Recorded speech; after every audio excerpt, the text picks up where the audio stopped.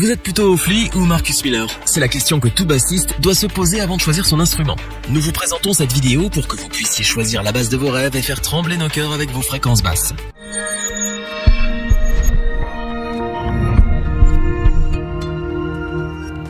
La basse est un instrument à cordes qui a toujours connu une popularité plutôt discrète. En effet, on connaît beaucoup moins de bassistes célèbres que de guitaristes. Mais cela ne signifie pas que cet instrument est insignifiant. C'est même tout le contraire. La basse constitue la colonne vertébrale d'un groupe. Cependant, trouver son style en tant que bassiste, ce n'est pas facile. C'est pourquoi notre équipe vous a préparé ce comparatif des meilleures basses pour vous faciliter la vie. Notre équipe d'experts en a testé plusieurs dizaines afin de vous présenter ce comparatif avec la meilleure basse électrique pas chère, le meilleur rapport qualité-prix et notre coup de cœur.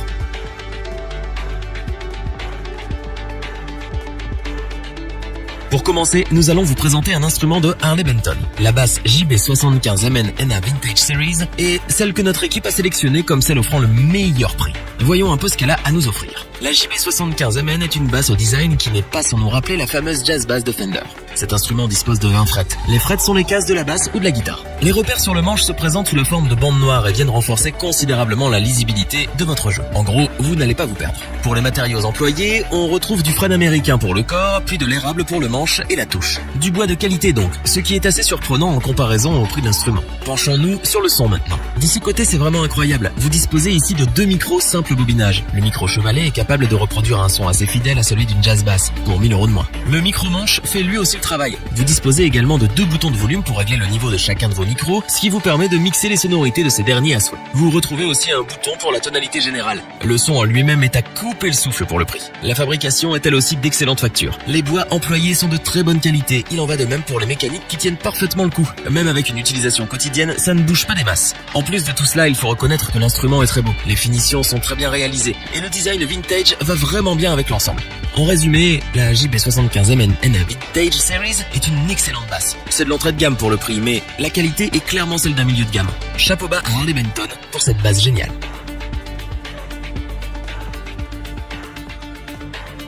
La seconde basse de notre comparatif est une Hofner. Si vous voulez vous la jouer à la McCartney avec une basse hollow body, la Ignition Beatles Bass SB est faite pour vous. En plus de cela, c'est l'instrument avec le meilleur rapport qualité-prix que nous avons trouvé en matière de basse électrique.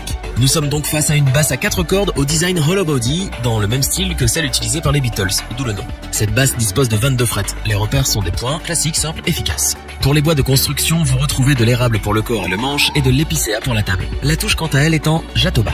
Le son de la Ignition Beatle Bass est tout ce qu'il y a de plus classique, et ça fonctionne à merveille. Vous disposez de 2 micros à double bobinage Hofner.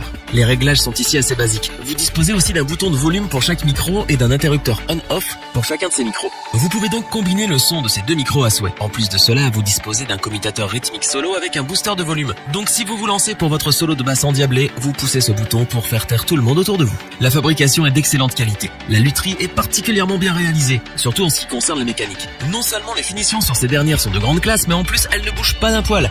Mais si les basses hollow body ne sont pas au goût de tout le monde, il faut reconnaître que ce modèle en jette. La couleur Sunburn associée à la castillage chromé lui donne un côté vintage qui ravit les yeux. La Ignition Beatles Bass est la reprise d'un classique qui a déjà fait ses preuves des dizaines d'années auparavant sous les doigts de notre cher McCartney. De plus, Hofner propose un prix vraiment abordable pour un instrument de cette qualité. C'est une occasion en or.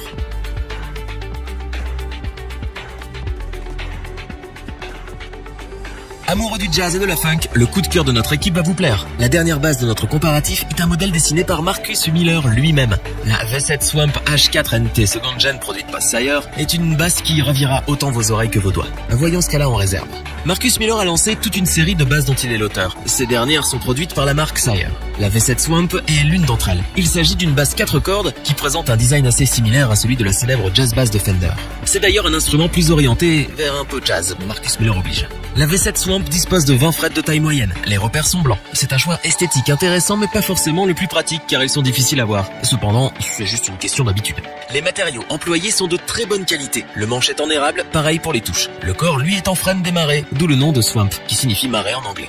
Côté son, on retrouve ici du bien lourd, doublé d'une super qualité. La basse est équipée de 2 micros à simple bobinage. Pour jouer sur le son des micros, vous disposez de 2 boutons de volume, soit un par micro. Mais en plus de cela, vous retrouvez ici 3 boutons de tonalité qui correspondent respectivement au treble, medium et basse. Les possibilités sont donc nombreuses. Vous trouverez en plus un commutateur actif-passif pour donner un surplus de volume à votre basse quand vous en avez besoin, lors des solos par exemple. La V7 Swamp est vraiment très bien conçue. Les mécaniques ne bougent pas, vous ne vous désaccorderez pas après 5 minutes de jeu. Les différents potards sont de très bonne facture. Et il en va de même pour l'instrument en général. général, bravo. Pour terminer, la VSX Swamp H4 NT Second Gen Marcus Miller est une excellente base de milieu de gamme pour le jazz. Son son imposant ravira les amateurs du genre et le confort de jeu général ne laissera personne indifférent.